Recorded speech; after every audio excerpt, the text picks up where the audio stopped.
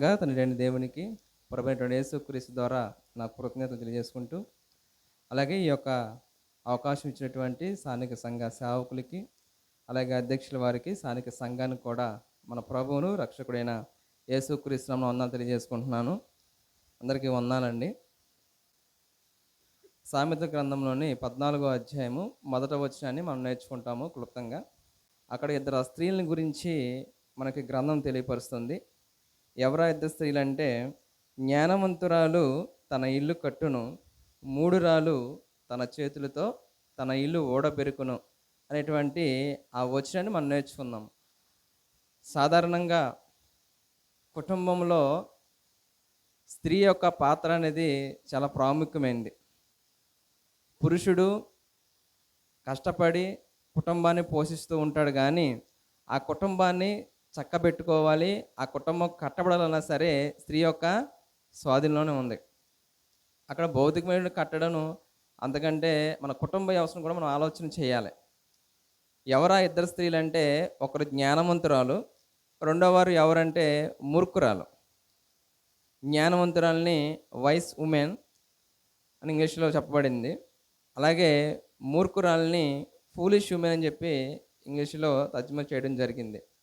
వీరు వారి వారి గుణలక్షణాలను బట్టి వారి యొక్క కుటుంబాన్ని, వారి యొక్క మూర్ఖురాలేమో తన చేతులతో ఓడబెరుక్కుంటుంది, జ్ఞానవంతురాలేమో తన కుటుంబాన్ని నిర్మించుకుంటుంది. అంటే కుటుంబ వ్యవస్థని, మనకి ఎంత పెద్ద బిల్డింగ్ ఉన్నా కానీ అందులో కుటుంబం అనేది సంతోషంగా లేకపోతే అది మనకు ప్రయోజనకరంగా ఉండదు. అవునా కదా?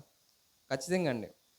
అలాగే ఈ జ్ఞానవంతురాలు యొక్క ఎలా చేసి తన యొక్క కుటుంబాన్ని నిర్మించుకుంటుంది, మూర్ఖురాలు ఏం చేసి తన చేతులతో తన ఇల్లు ఓడబెట్టుకుంటుందో మనం ఆలోచన చేద్దాము. మొట్టమొదటిగా జ్ఞానవంతురాల గురించి మనం ఆలోచన చేద్దాం. ఈ జ్ఞానవంతురాల యొక్క లక్షణాలు నాలో ఉన్నాయా లేవా అని మనం పరిశీలన చేయాలి. ఎందుకంటే ఒక కుటుంబము సంతోషంగా నెమ్మదిగా ఉండాలి అంటే ఆ స్త్రీ యొక్క పాత్ర అనేది ఎంతో ప్రాముఖ్యంగా ఉంది కుటుంబ వ్యవస్థలో. మరి నేను జ్ఞానవంతురాలుగా ఉండి నా కుటుంబ వ్యవస్థను నిర్మించుకుంటున్నానా, లేదు మూర్ఖురాలుగా ఉండి నా కుటుంబాన్ని నేను ఓడబెరుక్కుంటున్నానని మనం పరిశీలన చేయాలి. జ్ఞానవంతురాల యొక్క లక్షణాల్లో మొట్టమొదటిగా ఈ జ్ఞానవంతురాల గురించి మనం చెప్పుకునే విషయంలో ఒక స్త్రీని మనం ఉదాహరణగా తీసుకుంటామండి ప్రాముఖ్యంగా. ఎవరు ఆ స్త్రీ అంటే శారా. ఆ శారాను గురించి మనకి గ్రంథంలో చాలా స్పష్టంగా చెప్పబడుతుంది. ఆవిడ విశ్వాసులకి, విశ్వాసురాళ్ళకి తల్లిగా చెప్పబడింది. తన యొక్క విధేయతను బట్టి, తన యొక్క ప్రవర్తన బట్టి. ఆ విషయం మనం నేర్చుకుందాము. ఈ జ్ఞానవంతులైనటువంటి వారు ఏం చేస్తారంటే, మొట్టమొదటిగా సత్క్రియల చేత తమ్మును తాము అలంకరించుకుంటారండి. సత్క్రియల చేత తమ్మును తాము అలంకరించుకుంటారు. తిమోతి రాసినటువంటి మొదటి పత్రిక 2వ అధ్యాయం 10వ వచనంలో, దైవభక్తి కలిగినటువంటి వారికి తగినట్లుగా సత్క్రియల చేత తమ్మును తాము అలంకరించుకుంటారు. అంటే ఎవరైతే జ్ఞానం కలిగి ఉంటారో, తన కుటుంబాన్ని ఎవరైతే నిర్మించుకుంటారో, జ్ఞానం కలిగి వారు ఎలాగుంటారంటే సత్క్రియలు చేసేటువంటి వారుగా ఉంటారు. ఈ సత్క్రియల విషయంలో శారా మనకి చాలా మాదిరిగా ఉంటుందండి. ఆదికాండం 18వ అధ్యాయంలో వారు ఇంచుమించుగా యవ్వన వయసు దాటిపోయారు, వృద్ధాప్యంలోకి వచ్చి ఉన్నారు. ఆతిథ్యం చేసే విషయంలో వారి దగ్గరికి వచ్చినప్పుడు ఇంచుమించుగా 10 మానుగుల పిండి పిసకమని అబ్రహాము ఇచ్చినప్పుడు, అసలు నేను వృద్ధురాలిని, నేను ఇప్పుడేమి వాళ్ళకి వంట చేసి పెట్టగలను, ఆతిథ్యం చేయగలను అని చెప్పేసి అని ఏమాత్రం కూడా చెప్పలేదండి. వెంటనే తన యొక్క భర్త మాటకు లోబడి ఆ సత్క్రియ చేసే విషయంలో ఆతిథ్యం అనేది చాలా వాళ్ళు గొప్పగా చేశారండి. ఈ రోజున అలాగే ఉన్నాం మనము. జ్ఞానవంతురాలు ఏం చేస్తుంది, ఆతిథ్యం ఇచ్చే విషయంలో వాళ్ళు ఏ సమయం అయినా సరే రావచ్చు, ఎప్పుడొచ్చినా సరే వారికి ఉన్న దాంట్లోనే చక్కగా ఆతిథ్యం చేసి వారికి వచ్చినటువంటి వారిని పంపిస్తూ ఉంటారు. అందుకని మనకి గ్రంథం కూడా తెలియపరుస్తుంది, ఆతిథ్యం చేయ మరొకడి అని. అలాగే రెండో విషయం మనం ఆలోచన చేసినట్లయితే, ఈ జ్ఞానవంతురాలు ఎలా ఉంటుందంటే పవిత్ర ప్రవర్తన కలిగి ఉంటుందండి. పవిత్ర ప్రవర్తన కలిగి తన కుటుంబాన్ని నిర్మించుకోగలుగుతుంది. పేతురు రాసినటువంటి మొదటి పత్రిక 3వ అధ్యాయం 2వ వచనంలో, పేతురు రాసినటువంటి మొదటి పత్రిక 3వ అధ్యాయము 2వ వచనంలో ఇక్కడ స్త్రీల గురించి మాట్లాడుతూ పేతురు గారు వారి యొక్క పవిత్ర ప్రవర్తన బట్టి ఏమి చేయగలరంటే, ఒకవేళ వారి కుటుంబంలో చాలా మనం గమనించినట్లయితే సంఘాలకు కావచ్చు, ప్రార్థనా కూడులు కావచ్చు, ఎక్కువగా స్త్రీలు వస్తూ ఉంటారు. పురుషులు చాలామంది రారండి. కొన్ని ఈ యొక్క లోక సంబంధమైనటువంటి వ్యసనాలకు బానిసై ఉండొచ్చు, లేదంటే వారికి భక్తి లేకపోయి ఉండొచ్చు. కానీ వారిని నువ్వు రాబట్టుకోవాలంటే ఎలా రాబట్టుకోగలుగుతావు? నీ యొక్క పవిత్ర ప్రవర్తన బట్టి రాబట్టుకోగలుగుతావు. నువ్వు ప్రార్థనా కూడుకులకు వెళ్తున్నావు, ప్రార్థనకు వెళ్తున్నావు, కానీ నీ ప్రవర్తనే మారలా. నీ భర్త ఎలా మారతాడు? అంతే కదా. నువ్వు అతనేం బలవంతంగా లాక్కడం అవసరం లేదు. ఎలా నువ్వు చెప్తావంటే, అలాగే వాక్యం చెప్పకుండానే నీ యొక్క పవిత్ర ప్రవర్తన చూసి వాడిని రాబట్టవచ్చు. భయంతో కూడినటువంటి నీ యొక్క పవిత్ర ప్రవర్తన. అరే, నా భార్య నేను ఎన్ని తిట్టినా కానీ కనీసం నాకు ఎదురు సమాధానం చెప్పట్లేదే. ఈవిడ ఒకప్పుడు చాలా ఇదిగా ఉండేది, ఇప్పుడు ఎలా ఉంటుందంటే అది దేవుని యొక్క భయమును బట్టి, భక్తిని బట్టి నాకు లోబడుతుందని తను కూడా నీతో పాటు వచ్చిన అవకాశం ఉంది. కానీ అలా జరుగుతుందా ఈ రోజునంటే జరగట్లేదు. ఒక సంవత్సరము మనమే వెళ్ళాము, రెండవ సంవత్సరం కూడా మనమే వెళ్ళాము, కానీ అంటే సంవత్సరాలు గడిచిపోతున్నాయి, కానీ మన భర్త మనతో రాలేకపోతున్నాడు. అక్కడ కారణం ఎక్కడుంది, లోపం ఎక్కడుందంటే మన ప్రవర్తనలో ఎక్కడో లోపం ఉంది. ఒక మాట మాట్లాడతాడు, సహిస్తాం. రెండో మాట మాట్లాడతాడు, భరిస్తాం. మూడో మాట ఇక నుంచి మనం ఊరుకోం. ఇక నేను తక్కువ తిన్నానా అని చెప్పేసి అని వీరు కూడా నువ్వు ఒకటంటే నేను రెండంట అని చెప్పేసి అని ఇక యుద్ధమే. ఇక అలాగా వారు పవిత్ర ప్రవర్తన కలిగి ఉంటే వారు జ్ఞానవంతురాలుగా ఉండి ఆ కుటుంబ వ్యవస్థను నిర్మించుకోవడం జరుగుతుంది. మూడోది మనం ఆలోచించినట్లయితే కనుక వారి యొక్క సపురుషులకి లోబడి ఉంటారండి. పేతురు రాసిన మొదటి పత్రిక 3వ అధ్యాయంలోనే 5వ వచనంలో, పూర్వము దేవుణ్ణి ఆశ్రయించేటువంటి పరిశుద్ధ స్త్రీలు తమ సపురుషులకి లోబడి చేత తమను తాము అలంకరించు. అంటే జ్ఞానం కలిగినటువంటి స్త్రీ వారు వారి యొక్క సపురుషులకి లోబడి ఉంటారు. తన యొక్క భర్తల్ని యజమానులుగా భావిస్తారు. శారా ఏమని పిలిచిందండి తన యొక్క భర్తని? అబ్రహాం గారిని ఏమని పిలిచింది? యజమానుడా అని పిలిచింది. ఈ రోజున ఎవరైనా పిలుస్తున్నారా తమ యొక్క భర్తల్ని యజమానుడా అని? చాలామంది నవ్వుకుంటున్నారు. నేను ఈ రైస్ డిస్ట్రిబ్యూషన్ చేసేటప్పుడు తన భర్త ఏదో అలిగి ఇంట్లో నుంచి బయటకు వెళ్ళిపోయాడు. వారు వెతుకుతున్నారు, కనపడలేదు. తర్వాత అతనే ఇంటికి వచ్చాడు. 1 గంటన్నర ఇంచుమించుగా, పొద్దున్న 7 గంటలకు వెళ్ళిపోయాడు. 11 ఆ టైంలో వచ్చాడు. నేను కూడా అదే సమయానికి వెళ్ళాను. ఇక ఆవిడ అంటుంది, యారా నేను ఎవరినో అనుకుంటున్నా, పిల్లవాడినే అనుకుంటున్నాను. యారా ఎక్కడికి వెళ్ళా నువ్వు అంటుంది. ఏమైందమ్మా అంటే, అలిగి వెళ్ళిపోయాడు ఇంట్లో నుంచి, వీడు ఇప్పుడు వచ్చాడు, వీడు యారా ఏంటి చెప్పవేంటి సమాధానం అంటుంది.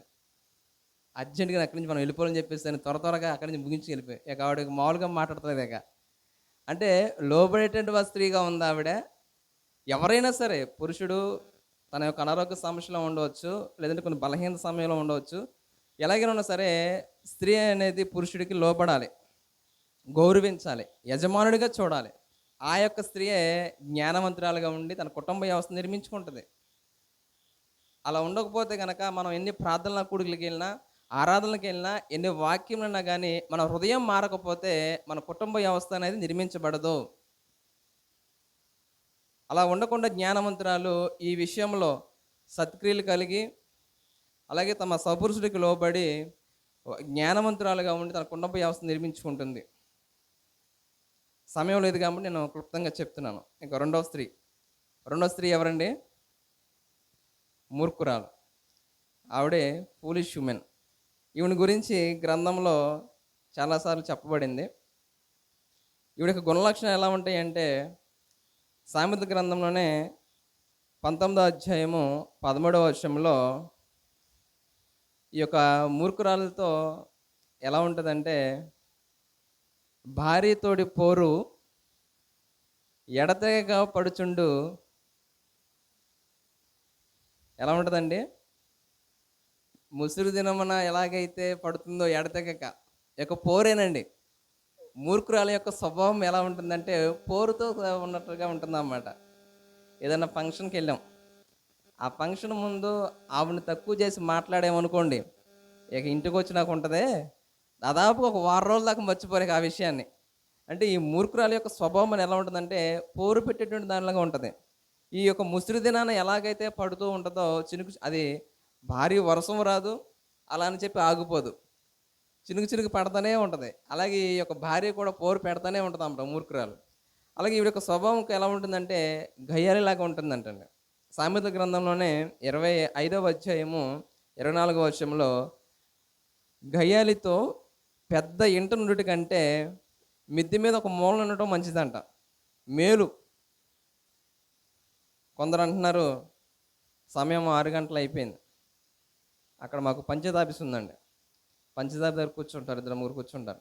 ఏంటన్నా పని అయిపోయింది కష్టపడ్డా కదా వెళ్ళమంటే, మా భార్య అప్పుడే పడుకోదయ్యా అంటున్నారు. మీ భార్య పడుకోవడం ఏంటయ్యా అంటే, నేను కనుక పెళ్ళాను అనుకో నాకు నిద్ర లేకుండా చేసిద్ది, దాంతో నేను గయ్యాలే పడలేను బాబు అని చెప్పేసి అని మాట్లాడుతూ ఉంటున్నారు. అంటే ఈరోజు చాలామంది కూడా భర్తలు భయపడుతున్నారండి. వారి యొక్క నోరుకి కావచ్చు, గయ్యాల తత్వానికి కావచ్చు, ఏదైనా సరే.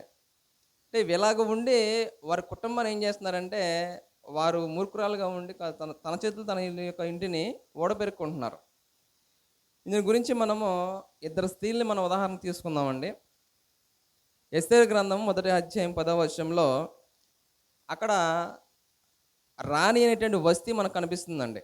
మూర్ఖురాలుగా రాణి అనేటువంటి వస్తీ మనకి కనిపిస్తుంది. తన చేతులతో తన ఇల్లు ఎలా ఊడబెరుక్కుందో మనం ఆలోచన చేద్దాం. ఈ రోజున మనము కూడా చాలా సౌందర్యవతి రాణి అనేటువంటి వస్తీ, అందముంది. అయితే తన భర్త అనేటువంటి రాజు అహష్వేరోషు ఒక విందుని ఏర్పాటు చేస్తాడు.